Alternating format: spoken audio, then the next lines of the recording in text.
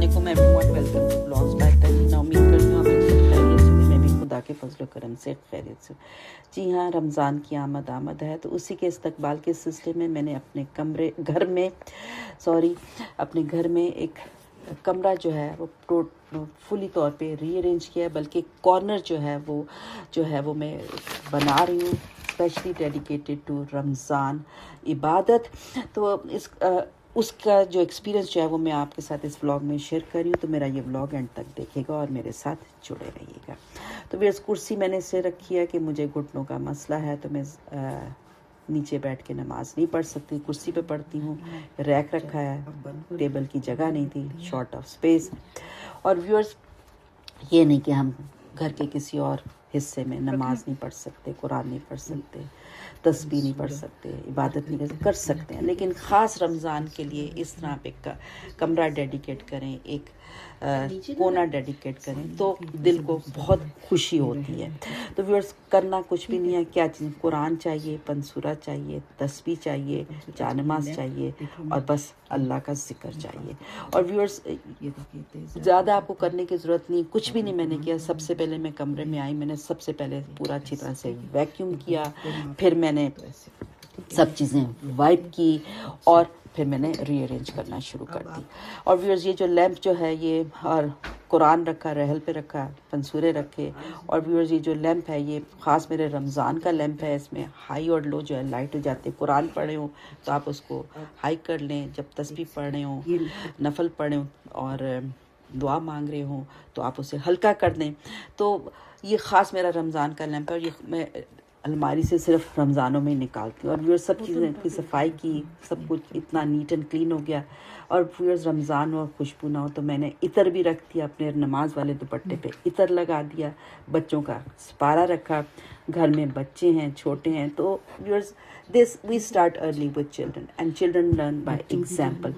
आते हैं, कायदे के वर्क पलटते हैं, जानमाज रखी उनकी, आके साथ में बैठते हैं और ख़ासकर तस्बीह लेके अल्लाह अल्लाह भी करते हैं, उसके दाने भी घुमाते हैं, तो अच्छा लगता है और सीखते हैं। बड़ों को देखते हैं तो ज़रूर सीखते हैं। तो मैंने ख़ास उनके लिए भी एहतमाम किया है ताकि वो आएँ, देखें और प्रैक्टिस करें। आहिस्ता आहिस्ता इसी तरह बच्चे सीखते हैं।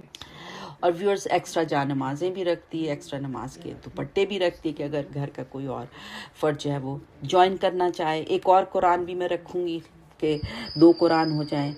तर्जुमे वाले कुरान हैं ताकि जब हम पढ़ें तो उसका तर्जुमा भी पढ़ें तो कुछ समझ में भी आए। दूसरा भी है मेरे पास, वो भी पढ़ सकते हैं। दोनों तरीके से पढ़ने का सवाब है। तो व्यूअर्स, तस्बीह रखती। और व्यूअर्स, अगेन मैं कह रही हूँ कि हम मुसलमानों के घर हैं, पाक साफ घर हैं, इसमें कोई शक नहीं, हम घर के किसी भी हिस्से में पढ़ सकते हैं। लेकिन ये जब हम एहतमाम कर, रमज़ान आता है तो ये एहतमाम करते हैं, तो दिल ख़ास एहतमाम करते हैं, ख़ास जगह का बनाते हैं ख़ास रमज़ान के, तो एक दिल को खुशी होती है। और ख़ासकर जब आप तहज्जुद के वक्त उठते हैं, रात के पिछले पहर, जिस वक्त पूरा घर सो रहा होता है, तो किसी को डिस्टर्ब किए बगैर जो है ये जो कमरा होता है या ये कोना होता है ये बहुत फ़ायदेमंद होता है। इसमें आप आएँ सुकून से, विदाउट डिस्टर्बिंग एनीवन। आप बैठें, इसमें कुरान पढ़ें, नफल पढ़ें, तस्बीह पढ़ें, अल्लाह ताला से जी भर के दुआएं मांगें, तो बहुत दिल को सुकून मिलता है और आराम मिलता है। तो ख़ासकर रमज़ान के लिए इतनी बड़ी एफ़र्ट करना जो है वो करनी चाहिए, हर एक को करनी चाहिए।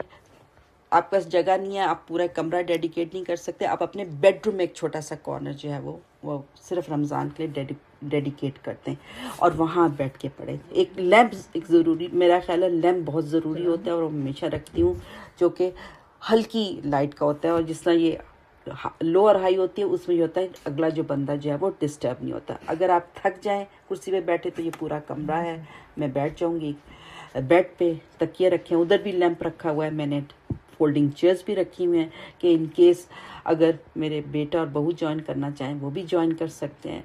तो just in order to make the month of Ramzan special for everyone in the household, ये कमरा जो है वो मैंने रीअरेंज किया है, डेकोरेट किया है। Everyone is welcome to come here and do इबादा।